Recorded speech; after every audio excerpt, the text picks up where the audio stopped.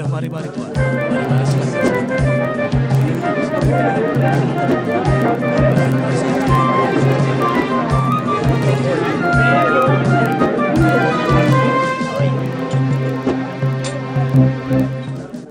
Wahai Abu Sufyan. Ya, ada apa? Kami telah menjual seluruh barang dagangan yang kami bawa dari Mekah. Lalu apa yang kau tunggu? Cepat kau beli seluruh barang-barang yang ada di sini untuk kita jual kembali ke Mekah. Agar keuntungan kita bertambah. Benar.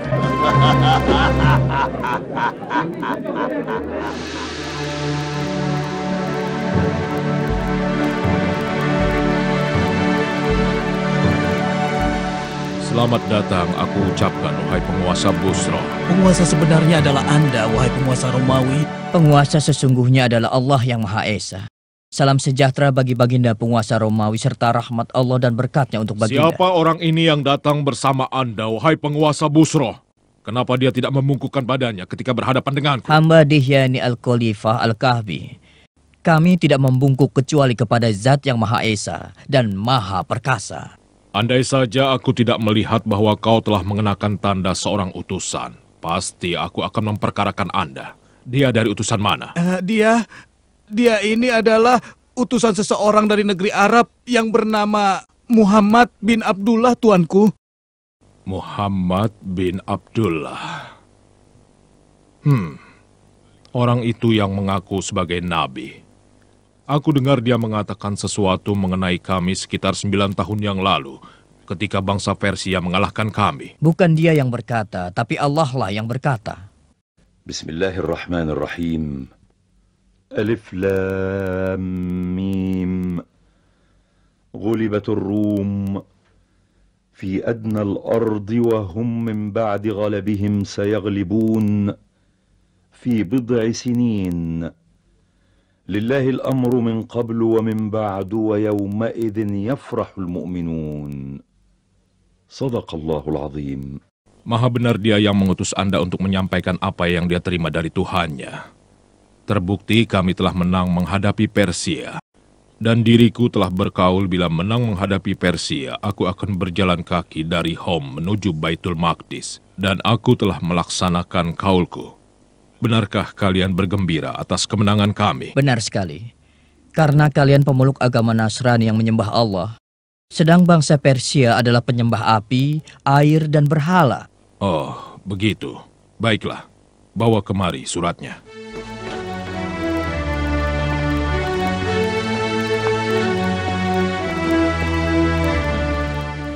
Dengan menyebut nama Allah yang Maha Pengasih, lagi penyayang.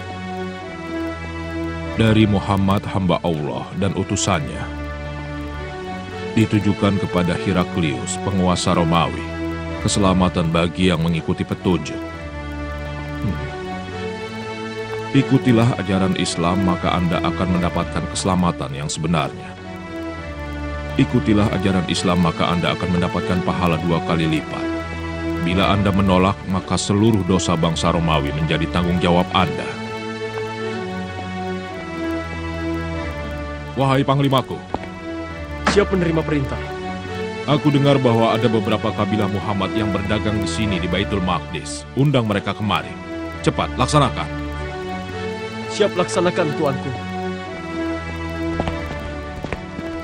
Sebentar lagi kita akan tahu kebenarannya. Mulailah menulis amat. Dengan nama Allah yang Maha Pengasih lagi Maha Penyayang. Ditujukan kepada Muhammad utusan Allah. Dari Najasyi As-Samah. Salam sejahtera. Aku bersaksi bahwa Anda adalah utusan Allah. Dan aku membaiat Anda. Dan aku menyatakan menjadi seorang Muslim karena Allah Tuhan Pencipta.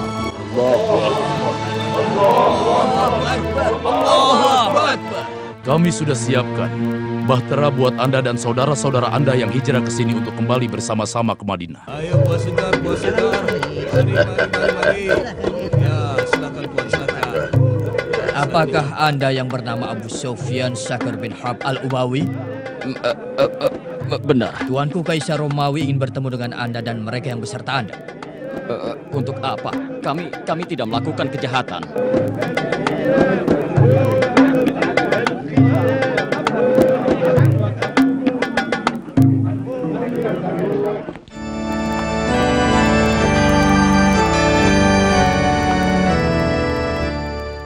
Aku telah mempelajari tentang orang yang disebut sebagai nabi. Dia tidak memerintahkan memakan sembelihan yang menjadi bangkai. Dia bukan seorang penyihir sesat. Dia bukan pula paranormal yang kerjanya berbuah. Aku telah menemukan pada dirinya tanda-tanda kenabian. Dan itu tidak bisa dipungkiri. Lalu bagaimana Anda membalas suratnya?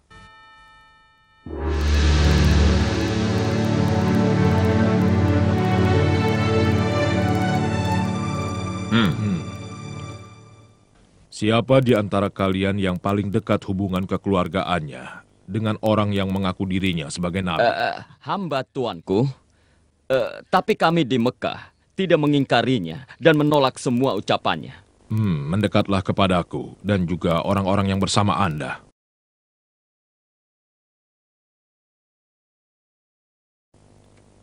Wahai Abu Sufyan, aku akan bertanya padamu tentang Muhammad dan kuperingatkan agar kau tidak berdusta. Dan untuk yang lain, kalau dia berdusta, tolong beritahu padaku. Mengerti? Kami mengerti, Baginda penguasa Romawi. Kami mengerti. Ceritakanlah tentang silsilah keluarga Muhammad. Dia keturunan dari keluarga yang agung dan mulia. Adakah di kalangan kalian yang mengaku sebagai nabi sebelumnya? Tidak ada, Baginda. Adakah kakek dan kakek moyangnya yang menjadi raja atau penguasa? Tidak ada. Apakah pengikutnya dari golongan kelas atas atau golongan kelas bawah? Pengikutnya dari golongan kelas bawah. Apakah pengikutnya semakin berkurang? Bahkan bertambah terus. Apakah kalian pernah menemukannya berdusta sebelum dirinya mengaku sebagai nabi? Ayo jawab. Kami memberinya gelar orang yang jujur dan terpercaya, tuanku. Pernahkah dia berkhianat? Kalau bukan kalian ada di sini, dan kekhawatiranku kalian membongkar kedokku di masyarakat Quraisy, aku pasti berbohong dan akan kukatakan sesukaku tentang Muhammad. Aku menunggu jawaban dari Anda. Belum pernah, belum. Tapi saat ini kami sedang mengadakan gencatan senjata selama 10 tahun. Dan kami tidak tahu apakah dia akan berkhianat atau tidak.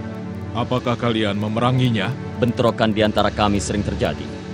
Satu masa mereka menang dan satu masa kami yang menang. Lalu apa yang dia serukan?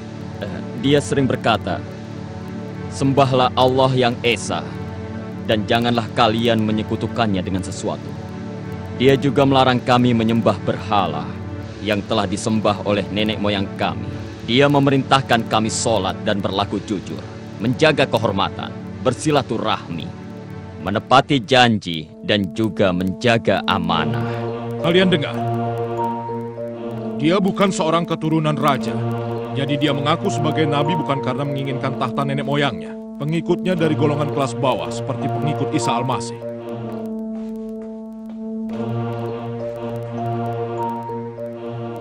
Dia tidak pernah berbohong pada manusia. Jadi kalau dia tidak berbohong pada manusia, mana mungkin dia berbohong pada Tuhannya?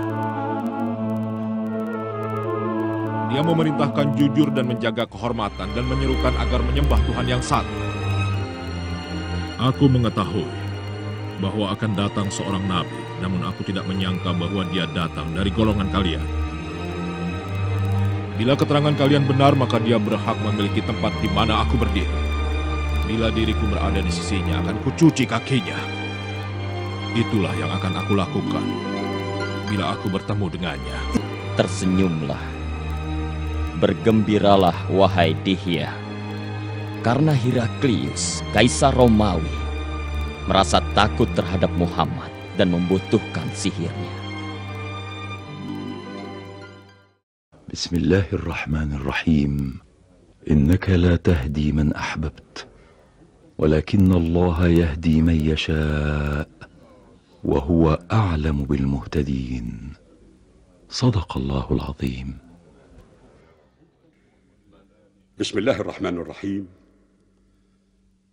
الذين يتبعون الرسول النبي الأمي الذي يجدونه مكتوبا عندهم في التوراة والإنجيل يأمرهم بالمعروف وينهاهم عن المنكر ويحل لهم الطيبات ويحرم عليهم الخبائث ويضع عنهم إصرهم والأغلال التي كانت عليهم فالذين آمنوا به وعزروه ونصروه واتبعوا النور الذي أنزل معه أولئك هم المفلحون. صدق الله العظيم.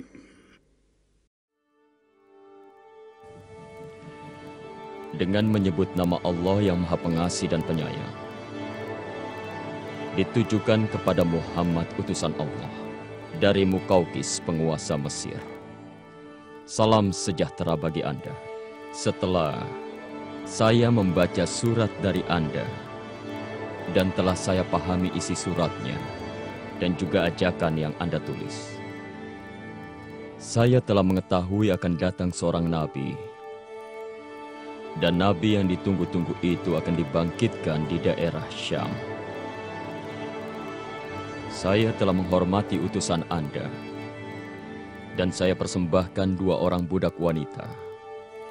Kedua budak wanita itu adalah wanita yang mempunyai kedudukan terhormat. Dan saya hadiahi seekor bahal untuk Anda kendarai, juga kain-kain yang indah.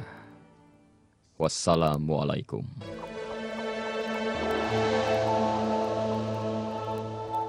Demikianlah kisah pertemuanku dengan Heraklius, penguasa Romawi, ya Rasulullah. Beliau menyertakan kepulanganku dengan berbagai macam hadiah, harta, dan kain-kain yang indah. Demikian pula halnya dengan Mukaukis, penguasa Mesir.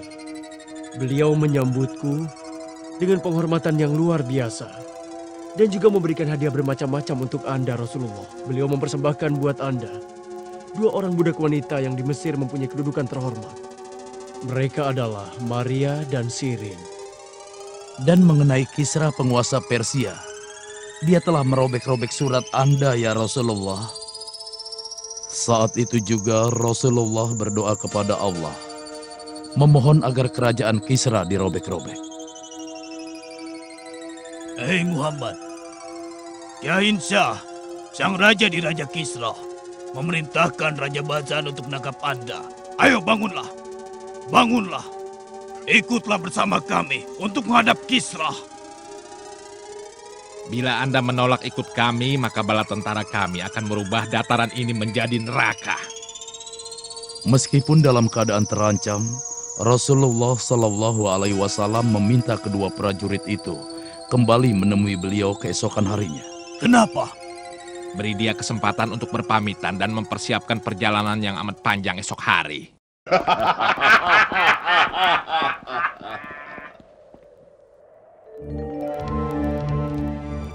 Malam harinya, yaitu malam Selasa, tanggal 10 Jumadil Ula di tahun ke-7 Hijriah, Rasulullah Shallallahu Alaihi Wasallam diberitahukan bahwa si Rohab putra Kisra telah melakukan perebutan kekuasaan.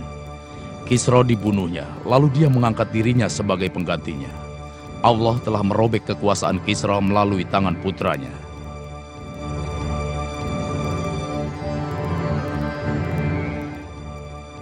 Keesokan harinya, Rasulullah memberitahukan mereka apa yang sudah terjadi. Sadarkah engkau atas ucapanmu, Muhammad? Apa kau ingin kami menyampaikan kepada raja semua ucapanmu itu? Rasulullah Shallallahu Alaihi Wasallam bersabda kepada keduanya, ya, dan kalian sampaikan kepada Badzan bahwa agamaku dan kekuasaanku akan melebihi apa yang telah dicapai Kisra. Dan ketika Badzan mengetahui kebenaran berita terbunuhnya Kisra di tangan si Rohab, kemudian Badzan dan orang-orang Persia yang berada di Yaman memeluk agama Islam. Tidak sampai 30 tahun semenjak Rasulullah mengirimkan utusannya kepada para penguasa, seluruh negeri yang dikirimi surat oleh Rasulullah, mereka semua memeluk agama Islam. Bismillahirrahmanirrahim. Qul ya ayyuhan nasu inni rasulullah ilaikum jami'a الذي له ملك السماوات والأرض، لا إله إلا هو يحيي ويميت. فآمنوا بالله ورسوله النبي الأمي الذي يؤمن بالله وكلماته واتبعوه لعلكم تهتدون. صدق الله العظيم.